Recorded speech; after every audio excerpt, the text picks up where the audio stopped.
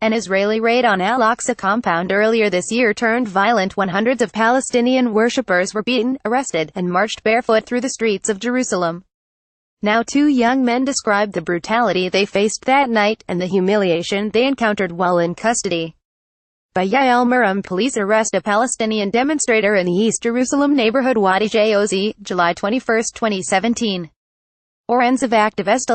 This past summer, 2 weeks after AlAqsa compound was closed following a lethal attack by 3 Palestinian citizens of Israel against Israeli police forces, worshippers were allowed to return to pray in the area. This came following the eruption of widespread popular protests, after which Israel removed the metal detectors it had erected at the entrance to the compound. At the end of the first day back at AlAqsa, on Thursday, July 27, at 10:30 p.m., the police used loudspeakers to call on the worshippers to evacuate. They acquiesced, aside from a group of around 120 men who were at a closed mosque at the edge of the compound and who claimed they did not hear the police's demand.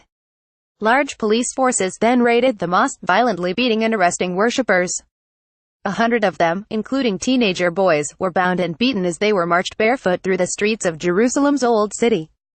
They were then loaded one after another onto a bus that took them to the police station.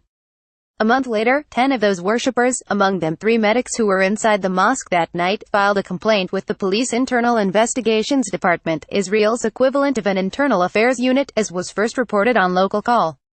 A complaint filed by attorney Noah Levy from the Public Committee Against Torture in Israel. They described how the police burst into the mosque while firing stun grenades and sponge-tipped bullets at the worshippers. Testimonies included descriptions of brutal violence and humiliation, as well as attacks against the medics and indiscriminate arrests. Not much has happened since the complaint was filed. The Internal Investigations Department has yet to take testimony from the complainants, and the case remains on the Attorney General's desk, and it is unclear whether a proper investigation will be undertaken. Meanwhile, Amir Rory, a field researcher for Israeli anti-occupation group B'Tselem, collected testimonies from teenagers arrested during the raid. The testimonies of 2 of the teens who were at the mosque that night offers a snipper of Israel's treatment of East Jerusalem's youth.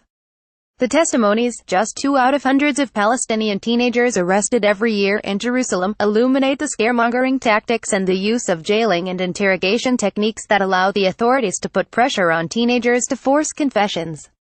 A recent report published jointly by B'Tselem and Hamok Center for the Defense of the Individual, an Israel human rights organization, included statistics on the authorities' frequent arrests of teenagers between the ages of 12-17 in East Jerusalem, and the way in which their rights are systematically violated. Testimony by N8, 17, from Beit Hanina on Thursday, July 27. The metal detectors installed at the entrance to AlAqsa Mosque were removed. Like many other people, I went to the mosque to pray, but I didn't leave after the prayer as I usually do at around 8:15 p.m. This time, some people decided to stay overnight at the mosque, thinking that they might not let people of all ages in the next day. About half an hour after the prayer ended, the power in the mosque went out. I decided to pray and begin the rituals. As I was praying, I heard people speaking Hebrew, and then saw a lot of occupation forces police officers and special patrol unit officers raid the mosque. I don't know how they got in, since the worshippers had locked the door. Dozens of Muslim worshippers hold a mass prayer outside the Temple Mount Haram el-Sharif compound in Jerusalem's Old City, July 16, 2017. The officers fired stun grenades inside the mosque. I was scared. They hit people with clubs, knocked them down on the floor, and twisted their arms. I stopped praying and just stood where I was. I didn't know where to go. Suddenly, a few officers pushed me to the floor violently. They grabbed my arms and dragged me to a corner of the mosque. They took my ID card and tied my hands behind my back with a zip tie. I heard people screaming in pain. I tried not to scream because I was afraid they'd hit me even harder. About half an hour later they had us all arrested and led us out of the mosque, single file. I was barefoot, like everyone else, because they wouldn't let us put our shoes on. They took us out through Al-Murabi Gate and made us sit on our knees for an hour, at most. Then, they took us to 2 buses. When I got to the bus, they made me spread my legs and frisked me. Then they took away my personal belongings and my cell phone, and took a photo of me. The officers forcibly dragged me to the bus and threw me onto a seat inside. The bus set off after about 2 minutes, stopping a short while later. The officers started taking us off the buses and into the Russian compound police station. Some officers pulled me by the arms and led me off the bus. They put me in a room where a lot of detainees were sitting on their knees, facing the wall. They forced me to join them and sit like everyone else. I stayed on my knees without eating, drinking, or being allowed to go to the bathroom for a long time. My back hurt, and every time I tried to stand up to stretch my back and legs, they hit me and kicked me in the legs until I fell over and sat back down on my knees, facing the wall. They then took me out of the room, and someone who said he was a lawyer asked for my personal information. I asked him what time it was, and he said it was 4 a.m. Then he left and I was taken into a room where a man in civilian clothing was sitting. He told me in Arabic that I was accused of disobeying police orders and refusing to leave AlAqsa mosque after prayers. I said my hand hurt because of the zip tie. Then I told the interrogator I never heard any police officers asking the worshippers to leave the mosque, and I didn't see the officers before they raided the mosque and started arresting worshippers. Israeli forces fire tear gas at Palestinian worshippers in Ras Al-Amid, East Jerusalem, July 21, 2017. Oren of activists.org. I was interrogated for about 15 minutes, and then I signed some kind of document written in Hebrew, which the interrogator said was my statement. They took my fingerprints, and when I left the interrogation room I told the police officer, if I don't go to the bathroom now, I'll pee my pants. He took me out of the building, led me to a tree and told me to pee there. So I did. Then the officer took me into a room where there were about 30 people sitting on chairs. They handcuffed my hand to the hand of another detainee whom I did not know. The officers gave each pair of detainees who were cuffed together a bottle of water, a piece of bread, a piece of cheese, and yogurt. After I finished eating, I asked to go to the bathroom again. I was taken to the bathroom together with the detainee I was tied to, without taking off the cuffs. I urinated and he did the same. It was humiliating to urinate in front of a stranger, but I had no choice. The officer refused to untie our hands. At around 2:00 p.m., they took every pair of detainees to a room where there were a lot of shoes. They must have brought our shoes from the mosque. The officer gave each detainee 5 minutes to look for his shoes, which, of course, wasn't enough, so I picked shoes that were more or less my size and put them on. The guy who was cuffed to me did the same. Then, they released anyone who had found their shoes. My family was waiting outside. They told me there was a police order forbidding me to access the old city area for 15 days, and that I was only allowed to remain in Beit Hanina and Shuafat. If I broke the terms of my release, my family would have to pay a NIS 10,000 fine. Testimony by BS, 17, from Isawiya. I sat at the mosque and saw the police officers shooting stun grenades and sponge-tipped bullets at people. It is a large mosque and people were running around inside, trying to flee. I tried to run away but the officers caught up with me. They knocked me down to the floor and tied my hands. I don't remember how many people assaulted me. They tied my hands behind my back with a zip tie. After that an officer hit or kicked me every once in a while. I stayed that way for about an hour, until the officers gained control of the situation and detained everyone in the mosque.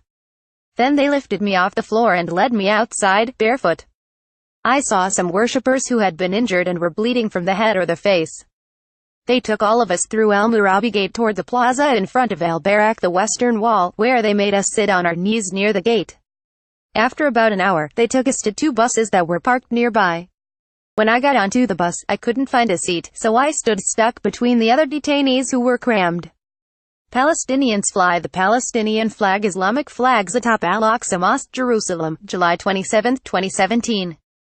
Activists.org. The bus drove to the Russian compound police station, and a few minutes later the officers dragged us out. I was put in an interrogation room that, according to other detainees who were with me, is called room number 4. My hands were hurting a lot because of the zip tie. I saw a few guys try to tear off other detainees' zip ties with their teeth. At some point, the officers noticed and beat, kicked, and slapped them. After that, the officers tied everyone's feet together. My feet were bound with metal cuffs. I asked to go to the bathroom, but the officers wouldn't let me. I was thirsty, and every time I asked for water they told me, "Go to your mom, drink there." I sat there on my knees with my hands tied for about an hour, and then I was taken with 2 other people into a room that had lots of shoes in it. They told us to choose shoes that fit. I couldn't find the ones I had left in the cabinet at the mosque, so I chose a random pair.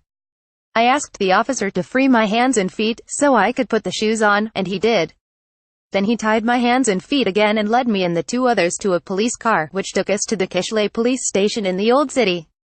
When we got there, they put us in a room with 4 detainees. There was also a toilet. They brought us a dish with chicken and rice, but it smelled disgusting and I didn't eat it. At night, they untied my hands and I went to sleep. The next morning, before they brought in breakfast, they took me to another room where they tied my hands in front of me with metal cuffs. From there, they took me to another room where a man in plain clothes was sitting. He told me in Arabic that I was accused of throwing stones at the occupation forces. I told him that wasn't true and that I was in the mosque when I was arrested. I was in interrogation for a long time. The interrogator accused me of carrying a knife and using it to threaten the lives of the security forces. I denied everything and signed my statement, which was written in Hebrew. Then they took me back to the room where I had slept. I didn't eat lunch, either. It was the same rice and chicken with the disgusting smell. I'd only drank water. The next morning, the police officer told me I would be taken to court, but nothing happened and I stayed in the room with the other detainees. Later, a police officer came and took me out of the room, and then they released me. Some members of my family were waiting for me outside. It was Saturday afternoon, at around 3 p.m. I was released under the condition that I stay away from the old city for a month. In addition, if I got arrested again within 6 months, they would jail me for 2 years. After I was released, I went to AlAqsa hospital, because I had pain in different parts of my body from the beating I had received, and I was exhausted. I also had abdominal pain, but the medical tests showed only minor bruising. Yael Marom is Just Vision's public engagement manager in Israel and a co-editor of Local Call, where this article was originally published in Hebrew.